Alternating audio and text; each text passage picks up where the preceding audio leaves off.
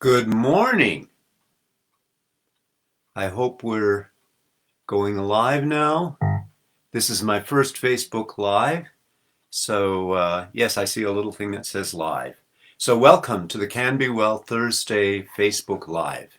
My name is Dana Lupke, and I'm going to tell you a bit about Brain Gym and my journey there. Brain Gym is one of the partner organizations of Can Be Well in Canada. We're just another form of bioenergetic wellness. We focus on an educational model. We address the physical aspects of learning and living.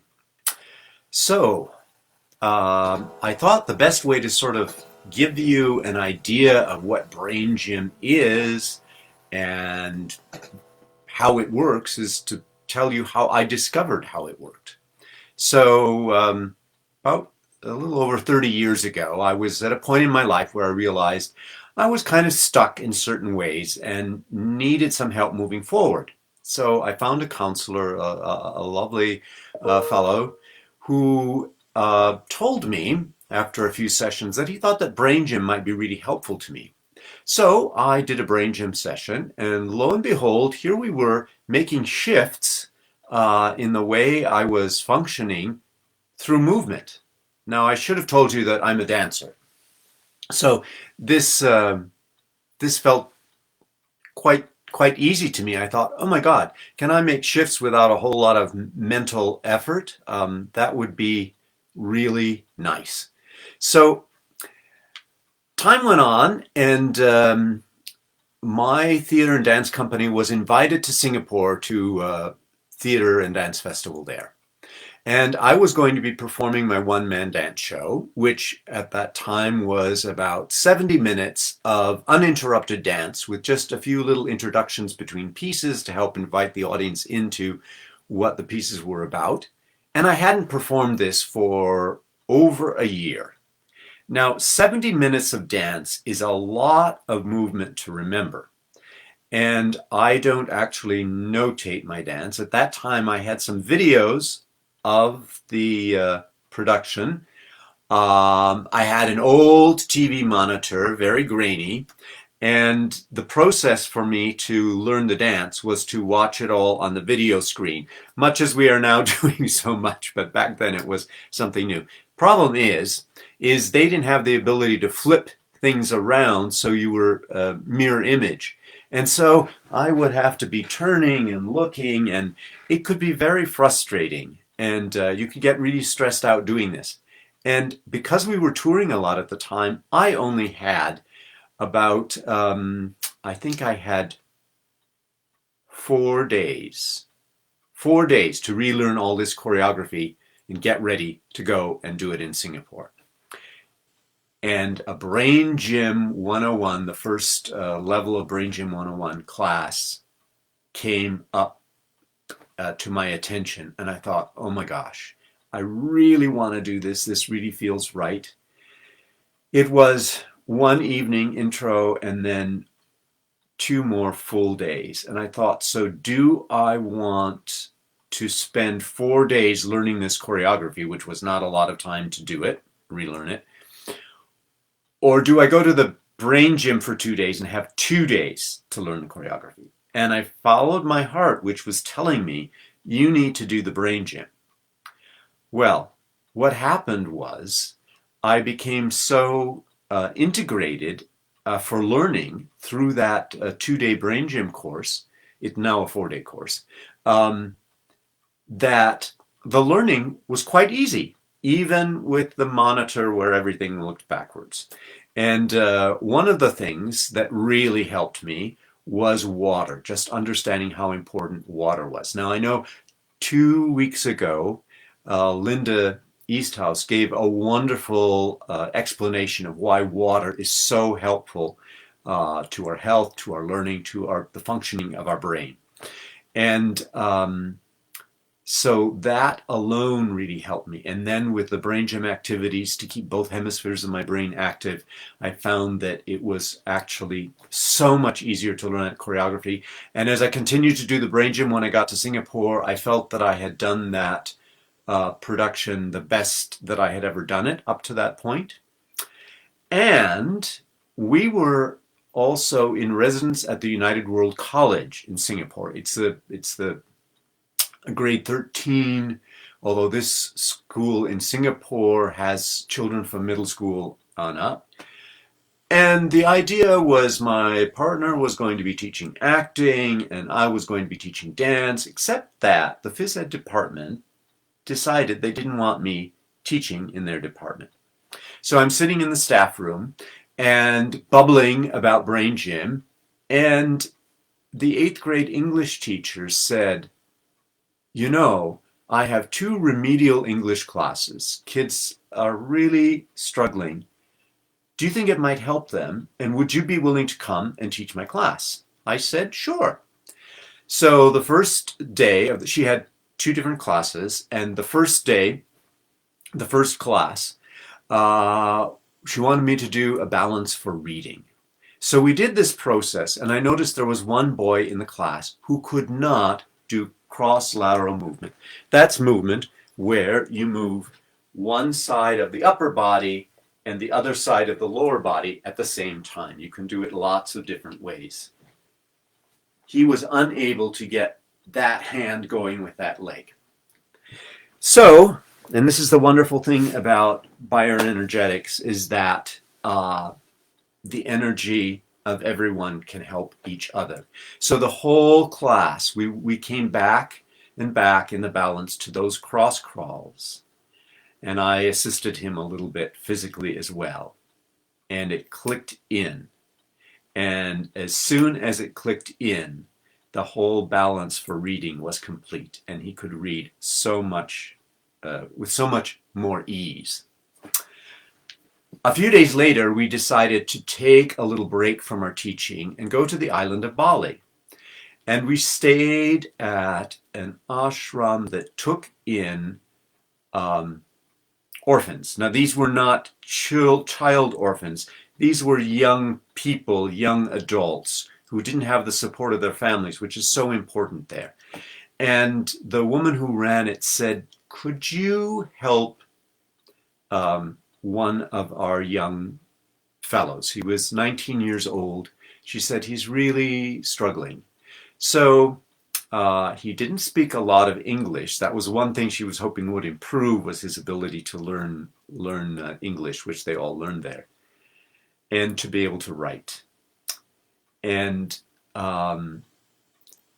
again, highlighting this idea of the importance of water to our health, to our learning, to the functioning of our brain. One of the things we do in bioenergetic wellness is we sometimes use muscle monitoring to find out if a muscle in the body is really well connected to the brain and is able to respond quickly. And we can use that to determine if the body is hydrated enough, if enough water is getting to the brain. And I used this procedure on him, and he was really not hydrated. So he ended up having to drink 21, they were very little cups, but 21 cups of water to get hydrated. But I still have the piece of paper in which he wrote, my name is YN and I love to write. He wrote that before we did a balance, he wrote it after we did the balance, and the difference in his writing, it was large, it was flowing, it was obviously there was real joy in the writing. And we could do this balance even though I wasn't, even though we didn't speak each other's languages well. We spoke the language of movement, and he responded to the movements. Speaking of reading again, flash forward to last year, I was working in a school in Calgary. It's a school that has a low enrollment, and that they have a small classes. So I was asked to work with 5 children who were having trouble with reading. They were in 3rd grade. And they had been provided with examples of things to read, sentences that were at their reading level for us to work on. And I asked them each to read one of the sentences on the page. And one little boy, when I got to him, he said, I can't read. I can't read. I said, well, just do your best. And he stumbled all over the place, and really he could not make out the very few of the words he could make out at all. But I noticed as he was doing that his eyes were not tracking across the page. They were just not coordinated. So I knew there was a real physical problem involved in the learning. And this is something that no amount of coaching is going to get until those eyes can track properly across the stage, across the page. So we did about 15 minutes of activities from Brain Gym, some of which worked with the eye coordination, some of which helped to switch on the eyes and get the whole system balanced and working and out of stress, because under stress we really can't learn anything new. So we got his system unstressed, working along with 5 other people in the 15 minutes. And when I asked them to read the sentences again at the end, he read the sentence correctly. He made one mistake on one word. And that was a boy who told me he couldn't read. So that is one of the reasons why I am so enthusiastic about Brain Gym and why I've continued to do it for 30 years. It's really changed my life. So I will share with you one little Brain Gym movement. It's one of the first ones we always teach, and it kind of has a relation to a movement that both Linda and Sandra, who did the talk last week, showed you. So they talked about tapping around the thymus. Well, working in the same area, we are going to do what we call in Brain Gym brain buttons. So brain buttons are actually 2 acupressure points on the kidney meridian. We call them the K27 points. So we place one hand just below the collarbone. So if you find your collarbone and you slide your fingers just below on either side of the sternum, your fingers will fit into 2 little kind of notches there. And that's where your kidney 27 acupressure points are located. You're going to place your other hand on your navel because we're creating an electrical circuit. The energy in our brain is electrical. So we're working with the electrical system in our body. And we're just going to give those points a little rub, holding our hand over our navel. Take some nice deep breaths. And as you do that, track your eyes from side to side, as if you were scanning the horizon. So your head is not turning so much. It can turn a little bit, but as your eyes are moving, this is a movement, a natural movement that's part of our biological inheritance. Our ancestors did this for millions of years, scanning the horizon for danger. I tell kids to take some sneaky little looks, see if they can see who's next to them on one side and who's next to them on the other side.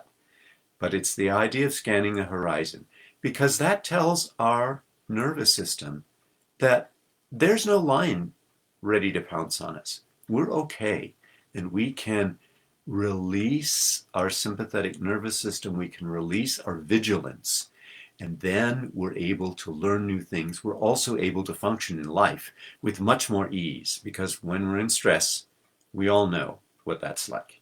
You're then going to change hands. We always use both hands, because this also helps make sure that both sides of both hemispheres of our brain are working.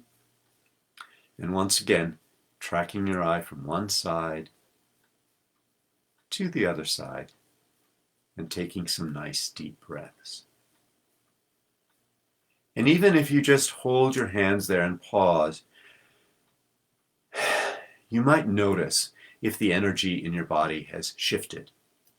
Another thing we're doing is we are on the center line of our body. So we are finding our midline.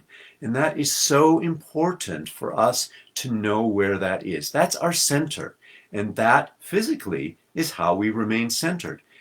We all know how stress can kind of knock us off our center. We say that, you knocked me off my center, with that. Boy, when you came and said that, or when, when that telephone rang and I picked it up and they said, shh, whoa,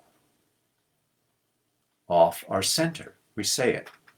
Well, when we place our hands on our midline, and use our K27 points. It helps bring us back onto our center where we are. So I hope that has been a little interesting and maybe a little useful, and maybe you might investigate. We have lots of wonderful brain gym practitioners in Canada, as well as many other wonderful bioenergetic wellness practitioners. And that's why we have the umbrella of Can Be Well, because it's amazing, all my colleagues who come from different modalities, different disciplines, how we're all working with the same body, with the systems in the body, the body energies, and we have some different techniques for working with those, and we also share many of the same techniques. And you can find all those practitioners on the Can Be Well website. Certainly, if your children are at all stressed out about going back to school, they don't need to be if they have some resources to help them. And Brain Gym, Natural Bioenergetics, Touch for Health, there are a lot of modalities that will help, and they don't have to be stressed out. They can do something about it. So take care. I hope you have a wonderful weekend. We have a wonderful, bright, sunshiny day here, and the sun is glinting off the leaves that are turning golden. So wherever you are, all the best. Bye-bye.